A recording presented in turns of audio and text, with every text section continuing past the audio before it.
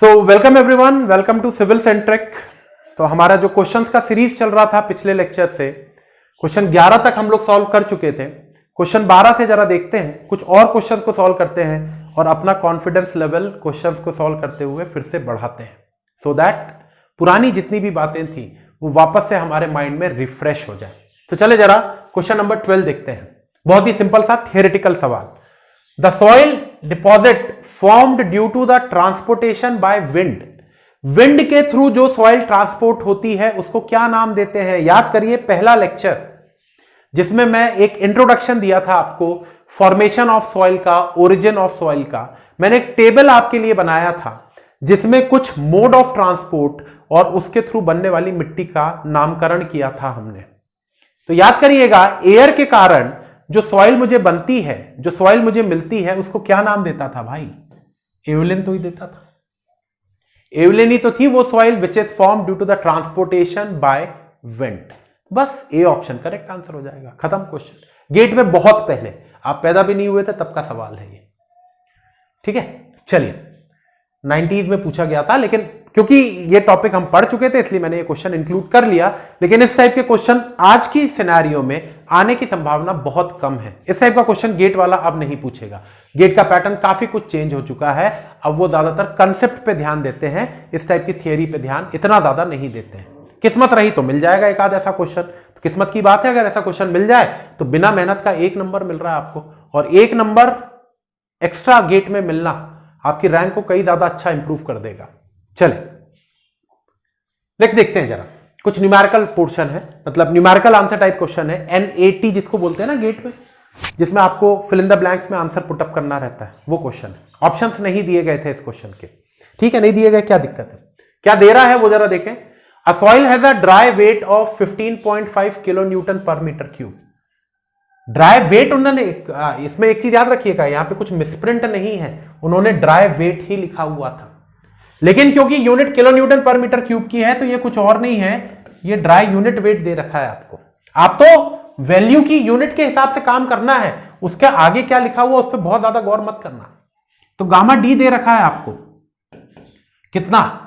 15.5 kilo newton per metre cube. जो जो चीजें दे रखी हैं उसको हम यहां पर जरा लिख लें। द स्पेसिफिक ग्रेविटी इज 2.65, ठीक है। The degree of saturation is 72%।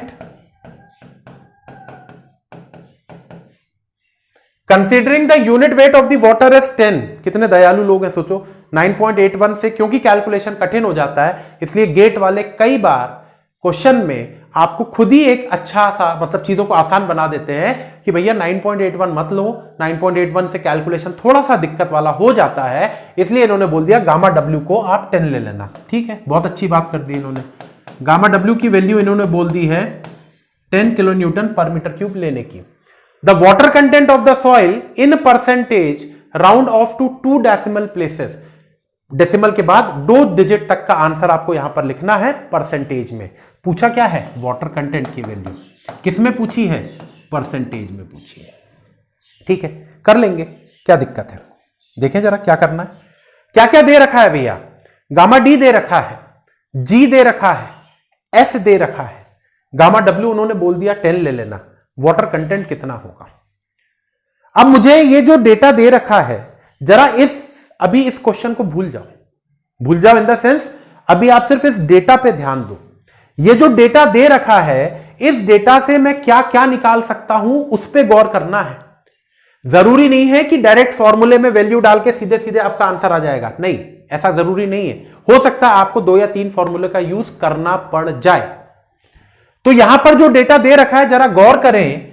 ये गामा डी, जी और गामा डब्ल्यू, ये 3 वैल्यू से क्या मैं सॉइल का वॉइड रेशियो निकाल सकता हूं?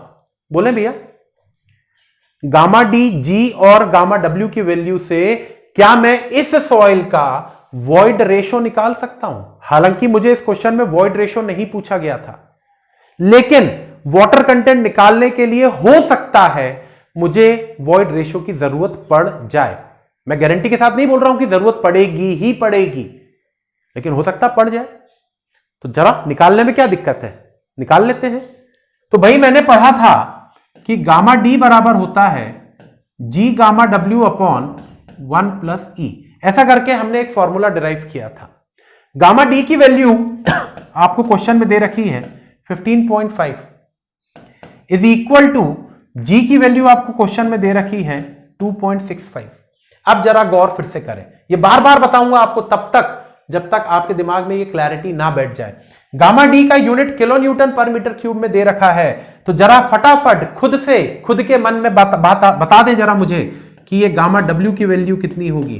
9.81 हो जाएगी, क्योंकि वैल्यूज किसमें चल रही हैं, kilo newton per metre cube में। और जब values kilo newton per metre cube में चलती हैं तो हमने डिस्कस किया था कि गामा डब्ल्यू की वैल्यू 9.81 होती है। तो 9.81 पुटअप कर दिया, divided by 1 plus E.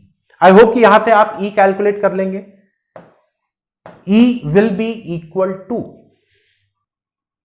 0.677। This is the value of void ratio. लेकिन मेरा पर्पस सॉल्व नहीं हुआ है अभी, मुझसे वॉइड रेशियो नहीं पूछा गया था, मुझसे तो पूछा गया था वाटर कंटेंट बताओ। ठीक है ना, बता देंगे, वो भी बताएंगे कैसे। अब जरा ध्यान से देखिएगा, मुझे सॉइल का वॉइड रेशियो पता है, मुझे सॉइल का डिग्री ऑफ सेचुरेशन पता है, मुझे सॉइल की स्पेसिफिक ग्रेविटी पता है। जरा इन तीन वैल्यूज पे ध्यान दें, तो क्या आपको नहीं लगता कि सर हम ये फॉर्मूला यूज कर सकते हैं अब, ई एस बराबर डब्ल्यू जी का। ये फॉर्मूला तो हमने डिराइव किया हुआ है ना। तो ई की वैल्यू मेरे पास आ चुकी है 0.677, डिग्री ऑफ सेचुरेशन 72% है, मतलब 0.72 is equal to water content निकालना है और स्पेसिफिक ग्रेविटी 2.65 दे रखी है। तो water content will be equal to 0.677 into 0.72 upon 2.65। बोलते चले भैया। तो from here you will get the value of water content of this soil. तो water content will be equal to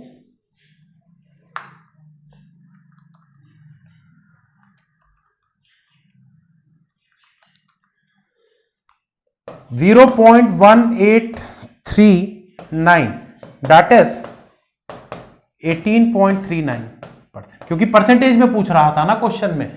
तो 0.1839 को मैं कितना लिख सकता हूं, 18.39। दिस विल बी योर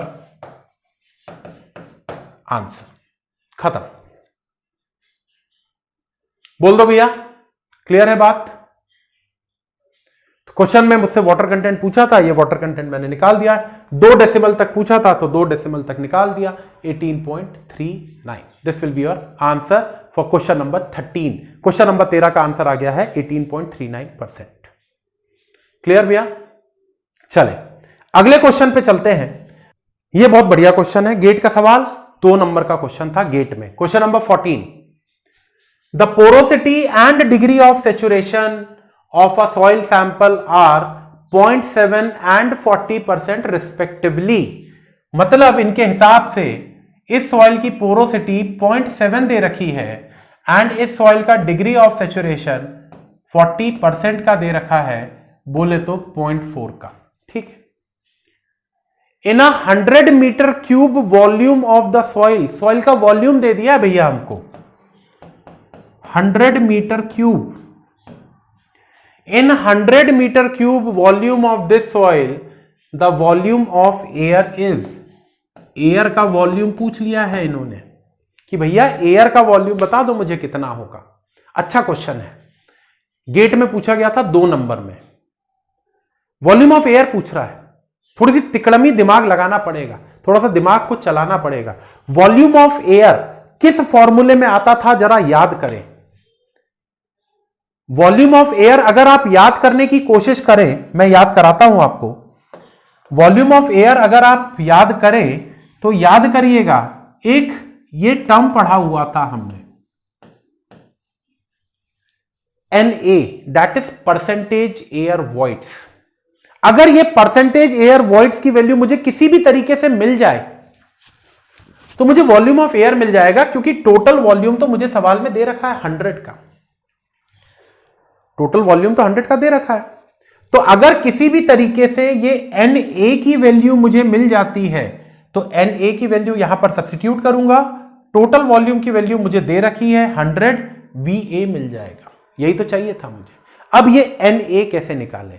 तो याद करो, आप बोलोगे कि सर एक फॉर्मूला हमने डिराइव किया था, NA बराबर N इंटू AC करके एक फॉर्मूला डिराइव करवाया था सर आपने। अब इस फॉर्मूले को जरा ध्यान से देखें तो इस फॉर्मूले में N तो मुझे पता है 0.7, लेकिन सर AC नहीं पता मुझे, लेकिन डिग्री ऑफ सैचुरेशन तो पता है ना। और अगर आपको याद हो, मैंने एक रिलेशन डिराइव करवाया था आपसे डिग्री ऑफ सैचुरेशन और एयर कंटेंट के बीच में। अगर याद नहीं हो तो मैं दोबारा से आपको उसको याद करा देता हूं। देखिए, न्यूमेरिकल सॉल्व करने का अभी फिलहाल में पर्पस सिर्फ यह नहीं होना चाहिए कि इसका आंसर मिल जाए मुझे। हमारा इस किसी भी न्यूमेरिकल को सॉल्व करने का मेन पर्पस यह होना चाहिए आज की स्थिति में कि इस कोई भी न्यूमेरिकल को सॉल्व करने के दौरान जो भी कंसेप्ट यूज हो रहे हैं वो कंसेप्ट हमारे दिमाग में वापस से रिफ्रेश हो जाए। कंसेप्ट अगर रिफ्रेश हो जाएंगे तो सवाल तो सॉल्व हो ही जाएगा, कोई दिक्कत नहीं है उसमें। तो भाई ये फॉर्मूला मुझे पता है, इसका डेरिवेशन भी हमने किया था। तो भाई आपने बोला कि सर N की वैल्यू तो मेरे पास है, AC की वैल्यू नहीं है, लेकिन डिग्री ऑफ सैचुरेशन की तो है। जरा एक याद करें उस बात को। डिग्री ऑफ सैचुरेशन होता था volume of water upon volume of voids, और एयर कंटेंट होता था volume of air upon volume of voids. जरा इन दोनों को ऐड कर दो तो ये बन जाएगा volume of water upon volume of voids plus volume of air upon volume of voids. तो ये बन जाएगा volume of water plus volume of air upon volume of voids, that is VV upon VV, that is equal to 1। तो यहां से मुझे एक चीज पता चली कि सर S प्लस AC तो 1 के बराबर होता है, और या परसेंटेज में बोले तो S plus AC is equal to 100%। तो मेरे भाई ये बताओ, अगर डिग्री ऑफ सैचुरेशन 40% का है, अगर डिग्री ऑफ सैचुरेशन 40% का है, तो क्या मैं बोल सकता हूं एयर कंटेंट 60% का होगा, मतलब 0.6 के बराबर। कहानी खत्म है।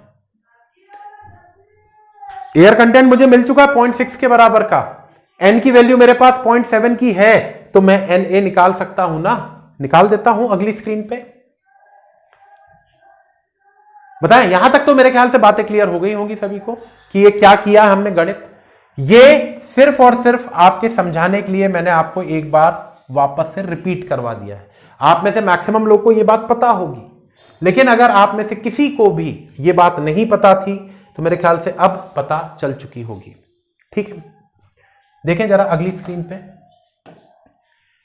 N की वैल्यू 0.7 दे रखी है, AC की वैल्यू 0.6 आ चुकी है, तो क्या मैं NA की वैल्यू निकाल सकता हूं N इंटू AC के बराबर, दैट इज 0.7 इंटू 0.6, 7 6 होता है 42, 2 के बाद डेसिमल लग जाएगा तो 0.42 आ गया। ये NA की वैल्यू आ गई है मेरे पास, लेकिन मुझसे NA नहीं पूछा था, मुझसे वॉल्यूम ऑफ एयर पूछा था। बस खत्म है कहानी। अब क्या ही है, NA क्या होता है मेरे भाई, volume of air upon total volume. NA की वैल्यू आ गई है 0.42 की, is equal to volume of air, soil का टोटल वॉल्यूम 100 दे रखा था, तो VA की वैल्यू हो जाएगी 42 मीटर क्यूब। ये हो गया आपका आंसर। यही तो पूछा था ना सवाल में। देखो मैं आता हूं इस स्क्रीन पे, दोबारा आपको ले आऊंगा। पूछा क्या था, the volume of air is, metre cube में आपको वॉल्यूम ऑफ एयर निकालना था, तो वॉल्यूम ऑफ एयर मेरे पास आ चुका है कुछ ये। ठीक है, चलिए आगे बढ़ते हैं, नेक्स्ट क्वेश्चन पे आते हैं और देखते हैं अगला सवाल क्या है। ये भी छोटा सा प्यारा सा सवाल गेट में पूछा गया। The water content of a fully saturated soil mass is 100%। ध्यान देना, the water content of a fully saturated soil mass, fully saturated मतलब S की वैल्यू 100% है। एक ऐसी सॉइल जो कि फुल्ली सैचुरेटेड थी, उसका वाटर कंटेंट भी 100% है, ऐसा बोल रहा है। तो भैया S की वैल्यू 100% है क्योंकि सॉइल फुल्ली सैचुरेटेड बोल रहा है, और इस सॉइल का वाटर कंटेंट भी वो बोल रहा है 100%, दैट इज 1। तो the void ratio of the sample is, soil का वॉइड रेशियो क्या होगा, मैंने फॉर्मूला पढ़ा हुआ है, ES is equal to WG के बराबर, तो E into 1 is equal to 1 into G, क्योंकि S और W की वैल्यू 1 है, तो E की वैल्यू आ गई G के बराबर। ऑप्शंस क्या है, the void ratio of the sample is, A option less than specific gravity, नहीं गलत है ये, इक्वल टू स्पेसिफिक ग्रेविटी, बिल्कुल सही, क्योंकि E की वैल्यू G के बराबर आ रही थी, that means B will be the correct answer, A, C और D गलत है। So E will be equal to G, that is the void ratio of the sample will be equal to the specific gravity of the soil. That's it. या आई hope कि आपको clear हो गया होगा। चले अगले क्वेश्चन पे। क्या है भाई क्वेश्चन, क्या दे रहा है उसको जरा लिखते हैं, समझते हैं। क्वेश्चन नंबर 16 को देखते हैं। 588 centimetre cube volume of moist sand. Moist बोले तो क्या मतलब, इस सॉइल में पानी है, सॉइल गीली है। मॉइस्ट का मतलब सैचुरेटेड नहीं है, सैचुरेटेड के लिए तो वो सैचुरेटेड वर्ड लिखेगा, यहां पे लिखा है मॉइस्ट, मतलब गीलापन है उस सॉइल के अंदर में, गीलापन है मतलब पानी है। कितना है मुझे नहीं पता, मुझे मतलब हमको नहीं पता कि वाटर कंटेंट कितना है, लेकिन हां सॉइल गीली है मतलब कुछ ना कुछ पानी तो है, ठीक है। 588 centimetre cube volume of moist sand, soil का वॉल्यूम दे रखा है 588 सेंटीमीटर क्यूब, वेट 1010 ग्राम, इस सॉइल का वेट दे रखा है 1010 ग्राम। इट्स ड्राई वेट इज 918 ग्राम, ये तो मॉइस्ट सॉइल का वेट दे रखा है भैया 1010 ग्राम। जब इस सॉइल को मैंने ड्राई कर दिया तो इस सॉइल का वेट 918 ग्राम हो गया है, ठीक है। ये किसका है, मॉइस्ट सॉइल का वेट दे रखा है। जब इस सॉइल को मैंने ड्राई कर दिया, इसको मैंने W1 कह दिया, अभी 1010 वाला जो था इसको W1 कह दिया, W2 918 ग्राम दे रखा है, ये ड्राई सॉइल का वेट दे रखा है। अब काम की बात, जहां से ये क्वेश्चन आपका सॉल्व होगा, जरा गौर करें।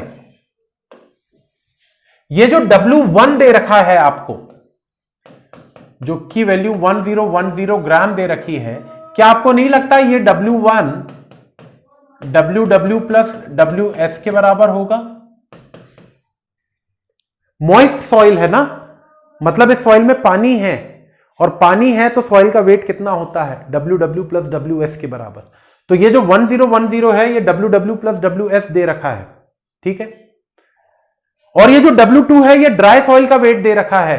ड्राई सॉइल का वेट क्या होता है भैया, याद करो, W2 918 ग्राम दे रखा है, ये ड्राई सॉइल का वेट था, तो आपको नहीं लगता कि ये WS दे रखा है आपको, ये WS की वैल्यू दे रखी है, वेट ऑफ द सॉलिड्स की वैल्यू। ये समझ में आया कि नहीं आया, आई होप कि आ गया होगा, ठीक है। आगे बढ़ते जरा सवाल पे। इस सॉइल की स्पेसिफिक ग्रेविटी मुझे दे रखी है 2.67 की, ठीक है, जो दे रखा है लिख लेते हैं आप। Assuming the density of water is 1 gram पर सेंटीमीटर क्यूब, अज्यूम क्या होता ही है ये तो गामा W दे रखा है 1 ग्राम पर सेंटीमीटर क्यूब। आपसे सॉइल का वॉइड रेशियो पूछा, you have been asked to calculate the void ratio of this soil. इस सॉइल का वॉइड रेशियो बताना है भैया, कैसे बताएंगे, क्या करेंगे? 2-3 तरीके हो सकते हैं इस क्वेश्चन को सॉल्व करने के। सॉइल मैकेनिक्स के ये जो फेज रिलेशनशिप वाला चैप्टर हम पढ़ रहे हैं ना, इसको किसी भी क्वेश्चन को सॉल्व करने के एक से ज्यादा तरीके हो सकते हैं, और वो जो एक्स्ट्रा तरीके हैं, एक तरीका तो मैं आपको बताऊंगा ही बताऊंगा हर क्वेश्चन को सॉल्व करने का, और उस क्वेश्चन को सॉल्व करने का कोई दूसरा तरीका भी अगर है तो वो आप खुद से ट्राई करें। जैसे जैसे आपके कंसेप्ट डेवलप होते जाएंगे, जैसे जैसे आपको चीजें समझ में आती जाएंगी, आपको एक क्वेश्चन को सॉल्व करने के कई सारे तरीके भी पता चलते जाएंगे। खैर, अभी फिलहाल में मुझे इस क्वेश्चन में वो वॉइड रेशियो पूछ रहा है, ठीक है, निकालते हैं वॉइड रेशियो। अगली स्क्रीन पे आते हैं तो जरा देखिएगा, वेट ऑफ द सॉलिड्स बोल रहा है 918 ग्राम, ऐसा बोला है इस सवाल में। ये वॉल्यूम ऑफ द सॉइल बोल रहा है 588 centimetre cube, 588 centimetre cube. Specific gravity नाम की भी कोई चीज इन्होंने दे रखी है 2.67 के बराबर। वॉइड रेशो पूछ रहा है। इसके अलावा भी कुछ डेटा दे रखा है, लेकिन मुझे लगता है कि उस डेटे की जरूरत नहीं पड़ेगी। यहां पे मुझे WW प्लस WS की वैल्यू भी दे रखा था उसने 1010 ग्राम के बराबर, लेकिन मैं अभी फिलहाल मैं आपको बोल दे रहा हूं कि इस डेटा की जरूरत मुझे नहीं पड़ेगी इस क्वेश्चन को सॉल्व करने में। ठीक है, चलिए जरा देखें इन दो वैल्यूज को। क्या आपको नहीं लगता यहां से मैं गामा डी कैलकुलेट कर सकता हूं? WS अपॉन V, WS है 918 डिवाइडेड बाय V है 588। किस में आ जाएगी वैल्यू भैया? ग्राम पर सेंटीमीटर क्यूब में। तो यहां से गामा डी कितना आ जाएगा? The gamma D will be equal to 918 upon 588। इसको सॉल्व कर सकते हैं। तो गामा डी की वैल्यू आ जाएगी आपके पास